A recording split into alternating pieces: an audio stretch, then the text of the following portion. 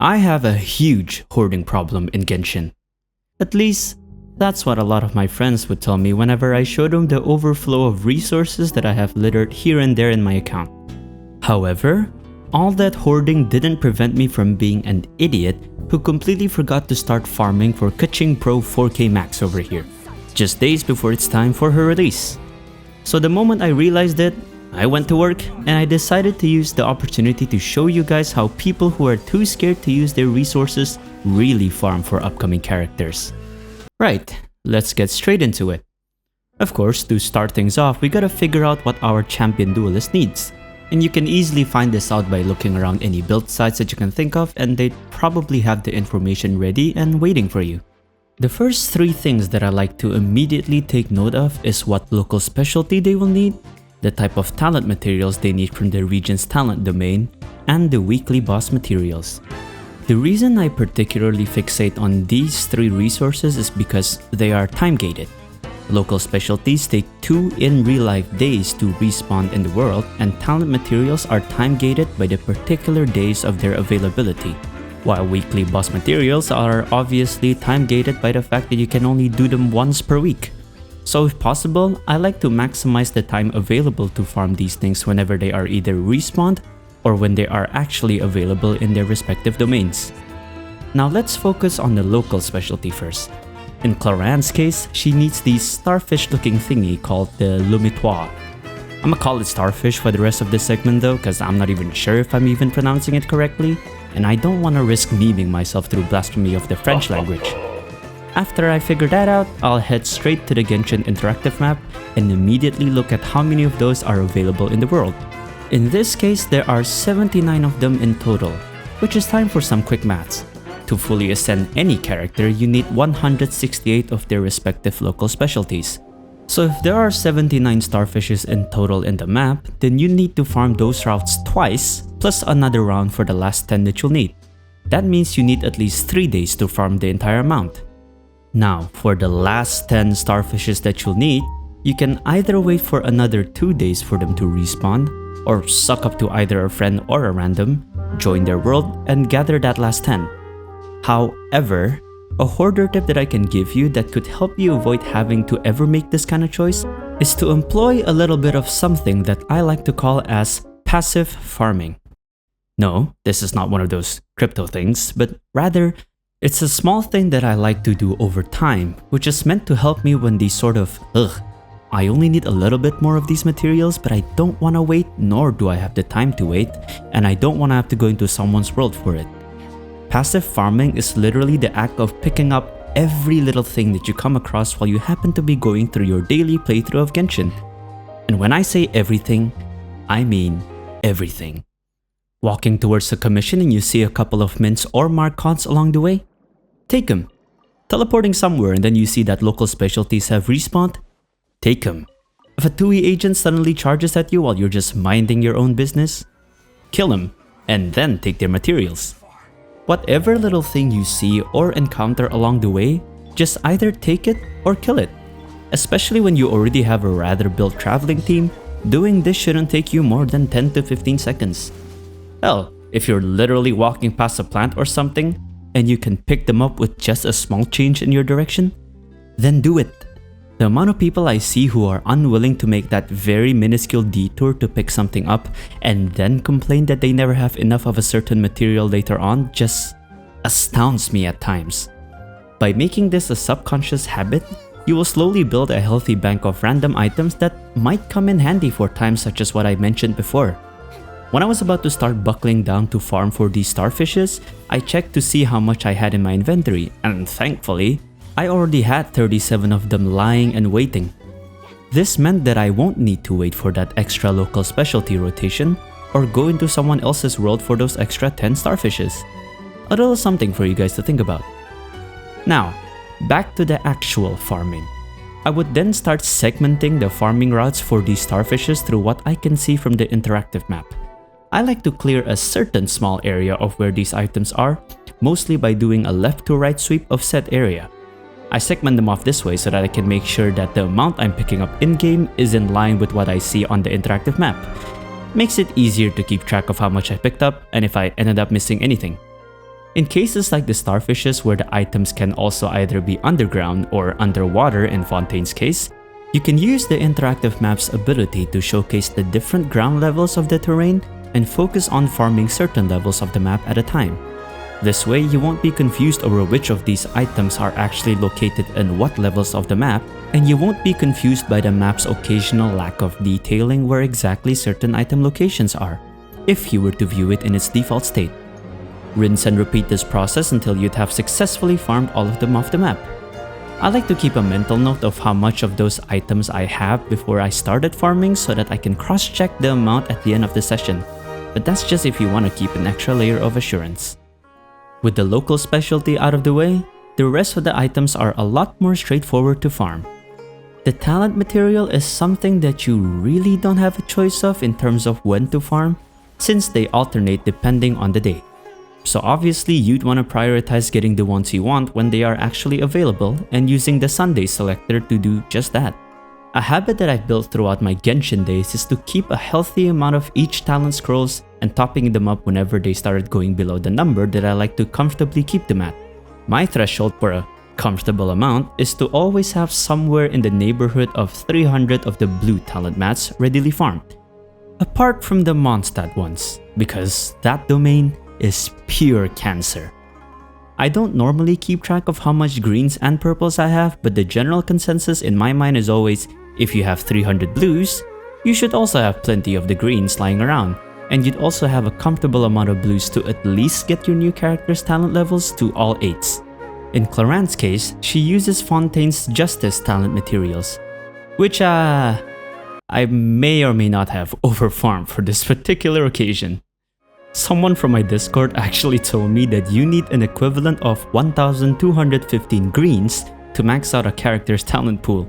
Meanwhile, with this amount, I have a total of 1,975 greens. Look, I have a good excuse for this. I bought the battle pass, and whenever I know I need a certain type of talent mat, I just use all the selectors to get the ones I need. And this time around, I completely forgot that I already had enough of the Justice ones, so... Anyway, I try to apply the same logic and farming habits to weapon ascension materials as well. However, considering the fact that weapons need a lot less of their particular ascension materials compared to talents, I either keep them farmed at a much lower amount, or just farm the ones that I know I use very often. Like the tooth ones, for example. I swear, literally every good 4-star Mondstadt weapon uses this thing. For Cloran's weapon, however, I decided to just farm the mats anyways since I was done and out with the talent mats pretty quickly. And once again, my hoarder mentality kicked in and I just pretty much overfarmed again. Kids, don't be like me. There's a point where you'd probably be able to say that you have enough, and this amount is far beyond that. Just know that you only need 5 greens, 14 blues, 14 purples, and 6 golds to max out a 5-star weapon. You need even less than that for a 4-star weapon, so yeah, don't be a hoarder addict like me. Now the last out of the 3 time-gated resources is the weekly boss material. Funny thing I noticed is that I find it weird that Cloran will be using materials from Sumeru's Warden of the Oasis instead.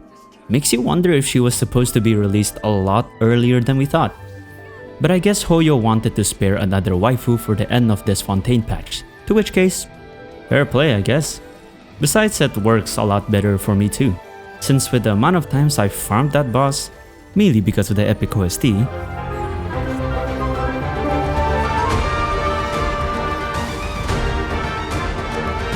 I'd have enough of its materials to comfortably crown her.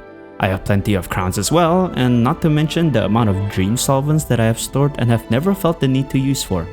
Having this sort of hoarding mentality is also such a big plus when it comes to character EXP book and Mora. So long as you regularly do dailies, events, and explore the world, you should be able to maintain a healthy amount of those 2 resources. Though if I were to recommend something, whenever one of those double leyline drop events come around, you best use them on the character EXP books instead. You pretty much get Mora from everything you do in the game, while the same can't be said about EXP books. I barely ever spend my resin for Mora, and look how much I end up having now. Another thing to look for is to only parse your resources to characters that you are actually finding use cases for. Look at my character list. Anyone who aren't at least level 79 are characters that I very seldomly use for anything in the game, let alone team critical content such as the Abyss. So why bother spending resources on them? Oh, and I also recommend to level your characters to level 85 instead of all the way to 90. Reason being because to get to your character to 85, you only need 60 of your purple books, while to get them to 90, you need another 110 on top of that 60. That's more than what you need to get a character from level 70 to 80. Honestly, if you're really tight for EXP books, just ascend your characters to 80-90 and keep them there. You no longer gain their ascension stats by leveling them higher than that anyway, and the stat increase from 80 to 90 is honestly kinda piss. In my opinion, not really worth the resources when you're strapped tight. Of course, if you wanna max them out because you like them or whatever, then feel free. I do that for my favorite characters as well, so when it comes to that excuse, it will be entirely up to you. Now this leaves us with the last two things you'd need for a character, which is boss ascension material and artifacts, both of which has a layer of RNG in their farming process, with the latter being much more severe than the former. But they are both equally annoying to deal with in my books. The ascension materials vary between drops of 2 or 3 from each boss runs, and I for one am always annoyed at the fact that you will very rarely be able to farm a perfect amount for your characters. What I mean is you need 46 of those things to max out ascend any character, but you will always end up having 47 or 48 of those things instead because of how much the RNG wants to piss you off.